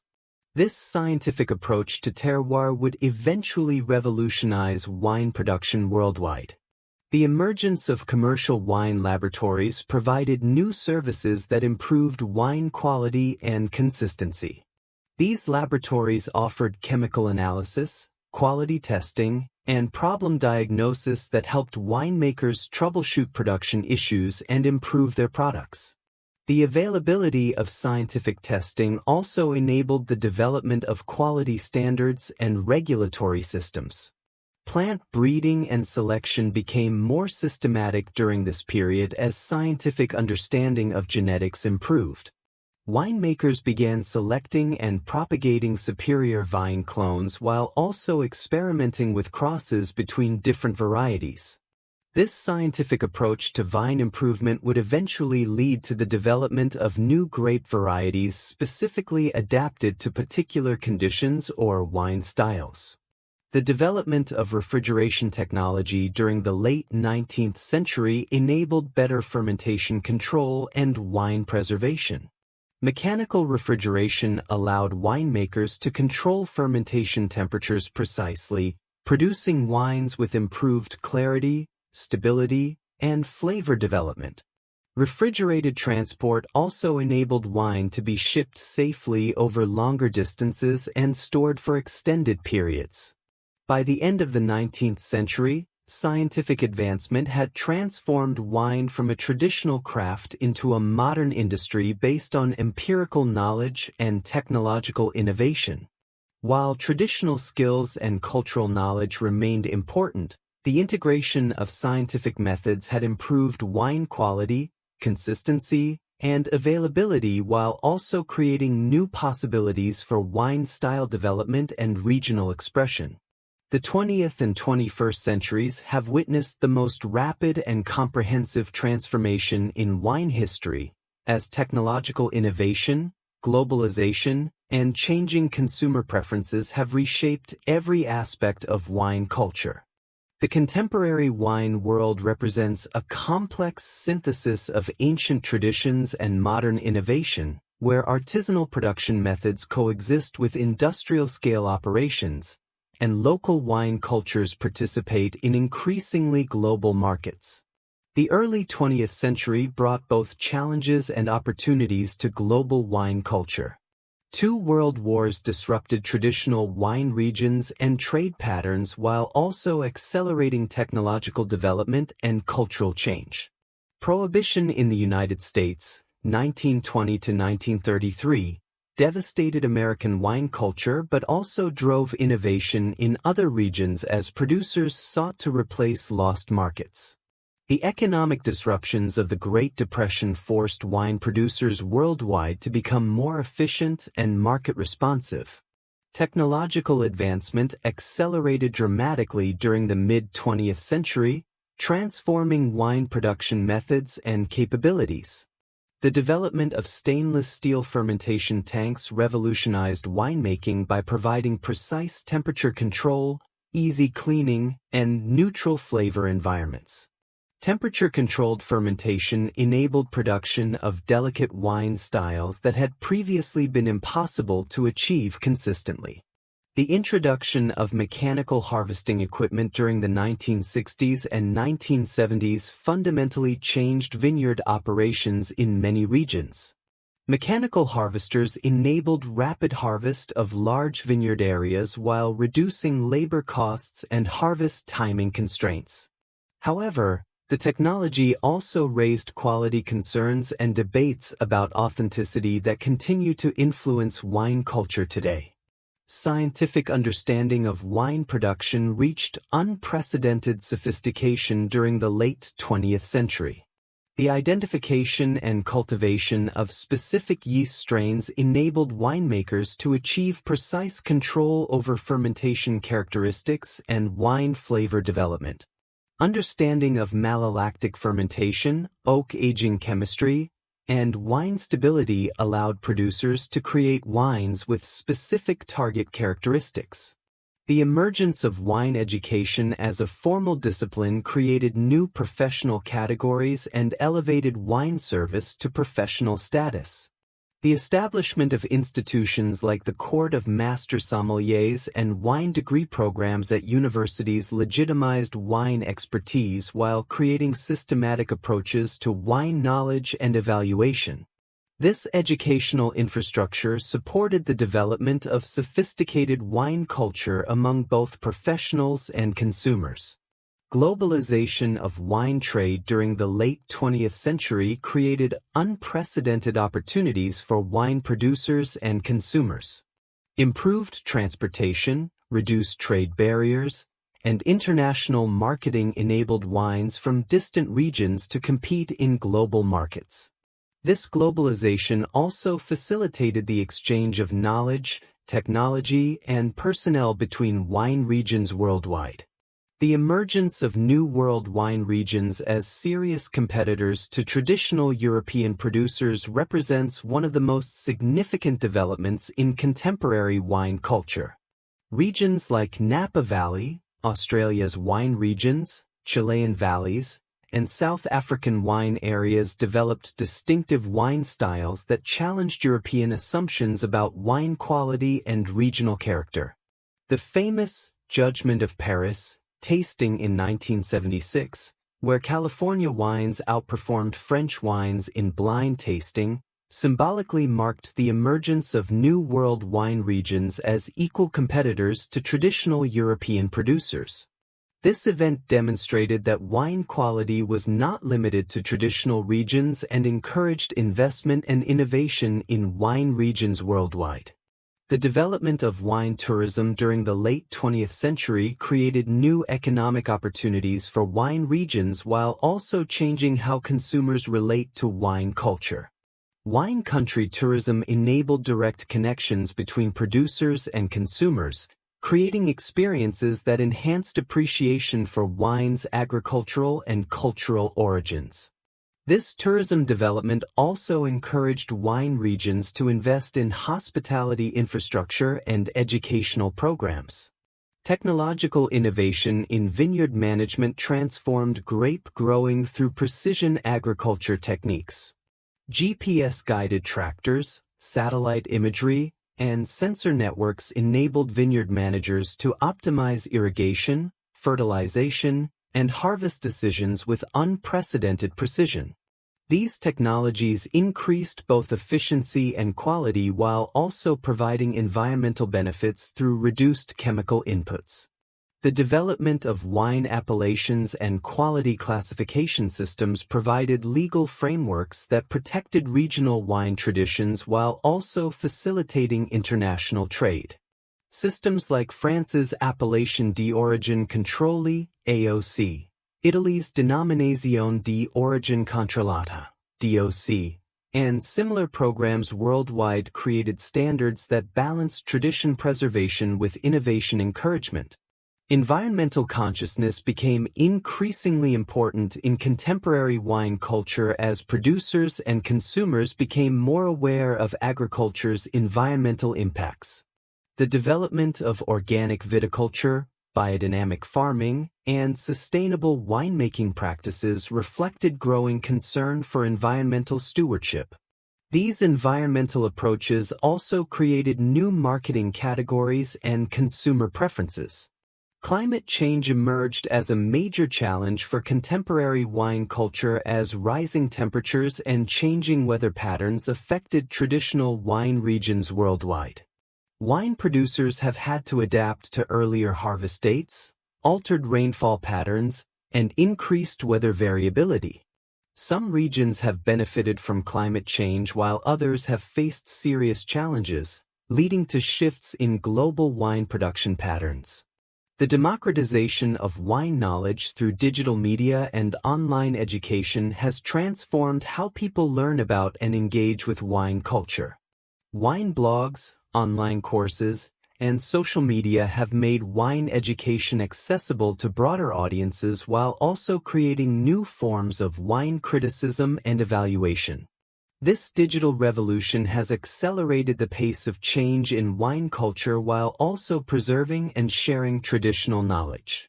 Contemporary wine production encompasses an unprecedented range of styles, techniques, and philosophical approaches.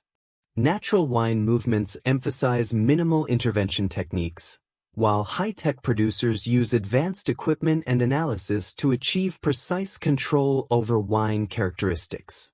This diversity of approaches reflects wine culture's ability to accommodate different values and preferences while maintaining overall coherence. The history of wine represents one of humanity's most enduring and successful cultural innovations. From its accidental discovery in prehistoric times to its current status as a global industry worth hundreds of billions of dollars, wine has demonstrated remarkable adaptability and resilience. Throughout 8 millennia of human civilization, wine has consistently found ways to remain relevant and valuable to successive cultures, even as political systems, economic structures, and social values have undergone dramatic transformations. The story of wine's development reveals several consistent themes that help explain its enduring success. Wine has always been more than a simple beverage. It has served simultaneously as food, medicine, religious sacrament, luxury good, trade commodity, and cultural symbol. This multifunctional character has enabled wine to maintain relevance across different historical periods and cultural contexts, adapting to serve whatever functions were most valued by particular societies. Wine's association with agriculture has kept it connected to fundamental human relationships with land and environment. Unlike manufactured goods that can be produced anywhere with appropriate technology, wine remains tied to specific places and natural conditions. This connection to terroir has given wine an authenticity and cultural depth that has proven attractive to consumers across different eras and cultures. The social dimensions of wine culture have been equally important to its historical success. Wine's role in facilitating social bonding, cultural exchange, and community celebration has made it valuable to societies regardless of their economic or political systems. From ancient symposia to medieval feasts to contemporary wine tastings, wine has consistently provided contexts for meaningful human interaction and cultural development. The economic importance of wine has ensured its survival through political and social upheavals that might have eliminated less valuable cultural practices. Wine's high value-to-weight ratio has made it an ideal trade commodity, while its labor-intensive production has provided employment for rural populations. The wealth generated by wine production has often provided economic incentives for preserving and advancing wine culture even during difficult periods. Wine's religious and ceremonial significance has provided additional protection throughout history. The central role of wine in Christian religious practice ensured its preservation during the Dark Ages, while similar religious associations in other cultures have maintained wine traditions through various historical challenges. These sacred associations have elevated wine above purely secular concerns and provided spiritual dimensions that enhance its cultural value. The technological evolution of wine production demonstrates humanity's capacity for continuous innovation and improvement. Each historical period has contributed new techniques, tools, and understanding that have enhanced wine quality and availability. The cumulative effect of these innovations has been to make wine production more reliable, efficient, and capable of producing diverse styles suited to different preferences and conditions. The geographical expansion of wine culture from its origins in the Caucasus region to its current global presence illustrates wine's adaptability to different environments and cultures. This expansion has not only increased wine production and availability but has also created diversity in wine styles and traditions that enriches the entire wine culture.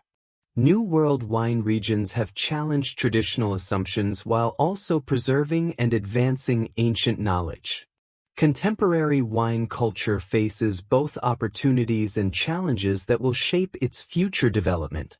Climate change requires adaptation in traditional wine regions while also creating opportunities in previously unsuitable areas. Technological advancement continues to offer new tools for improving wine quality and production efficiency, though these innovations must be balanced against traditions and values that consumers cherish.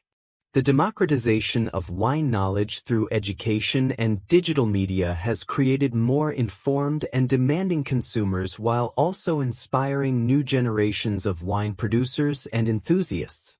This educational revolution has elevated wine appreciation while also making wine culture more accessible to diverse populations. Environmental concerns are increasingly influencing wine production as consumers and producers recognize the importance of sustainable practices. The development of organic, biodynamic, and other environmentally conscious production methods reflects growing awareness that wine culture's long-term survival depends on maintaining healthy ecosystems and sustainable agricultural practices. The question of authenticity in an age of global commerce and technological capability remains a central concern for contemporary wine culture. Balancing tradition with innovation, local character with global appeal, and artisanal values with commercial efficiency requires ongoing negotiation and compromise that will continue to shape wine culture's development. Wine's role in contemporary society continues to evolve as new generations discover and reinterpret wine traditions. Younger consumers often approach wine with different values and expectations than previous generations, emphasizing sustainability, authenticity, and social responsibility alongside traditional concerns for quality and pleasure. These evolving preferences will influence wine production and culture in coming decades. The global nature of contemporary wine culture creates opportunities for continued cross-cultural exchange and innovation. Wine producers and consumers worldwide can now access knowledge, techniques, and products from anywhere in the world, accelerating the pace of wine culture development while also raising concerns about homogenization and loss of regional character. The scientific understanding of wine continues to advance through research in genetics, microbiology, chemistry, and other fields. This research promises continued improvements in wine quality and production efficiency while also raising philosophical questions about the role of technology in traditional cultural practices. The challenge for contemporary wine culture is to embrace beneficial innovations while preserving the human and cultural elements that give wine its deeper meaning. Looking toward the future, wine culture appears poised for continued growth and evolution. Emerging wine regions in Asia, Africa, and other previously non-producing areas are creating new wine traditions that combine local cultures with global knowledge. These developments suggest that wine culture's capacity for adaptation and innovation remains as strong as ever. The enduring appeal of wine reflects fundamental human needs and desires that transcend particular historical periods or cultural contexts. Wine's ability to capture the essence of place and time, to facilitate social connection and cultural expression, and to provide both simple pleasure and profound meaning ensures its continued relevance to human civilization. The history of wine demonstrates that cultural innovations can achieve remarkable longevity when they serve multiple human needs and maintain capacity for adaptation and renewal. Wine's 8,000-year history suggests that it will continue to evolve and flourish as long as human civilization values beauty, craftsmanship, social connection, and the transformation of natural processes into cultural meaning. The story of wine is ultimately a story of human creativity, persistence, and the endless quest to transform simple materials into expressions of culture and meaning.